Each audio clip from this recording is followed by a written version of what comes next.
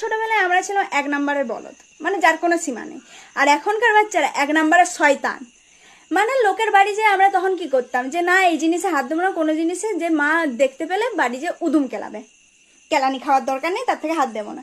কিন্তু এখনকার বাচ্চারা তোমার বাড়িতে এসে তোমার সঙ্গে বেশ ভালোভাবে সারা দিন কথা বলবে, দাঁত বার করে। কিন্তু যখনই যাওয়ার সময় ওর মা বাবা আসবে তখন বলবে, দিদি আমি এই জিনিসটা নেব, এটা আমি বাড়ি নিয়ে যেতে পারি? যদি না দাও তাহলে গড়াগড়ি দিয়ে কাঁদতে শুরু করবে, দরজা ফজ্জায় ঝুলে যাবে, মানে ভেটকে পড়বে। যতক্ষণ না ওই জিনিসটা নিয়ে বাড়ি যাচ্ছে ততক্ষণ সে শান্ত হবে না। আর তার মধ্যে আমার মা আমাকে সাপোর্ট না করে বলতে, দিয়ে দে না, ও তো ছোট, তুই কি করবি এটা নিয়ে? আরে বাবা কেন দেবো, ওটা তো আমার জিনিস, ও ছোট হোক বড় হোক আমি ফেলে দেবো, তবু ওকে কেন দেবো? আর ও যদি ছোট হয় তাহলে আমাকে আগে কেন বললো না? যখনই ওর মা বাবা এলে এত এত কাঁদার কি আছে? দেবো নাই আমি ওকে, কেন দেবো?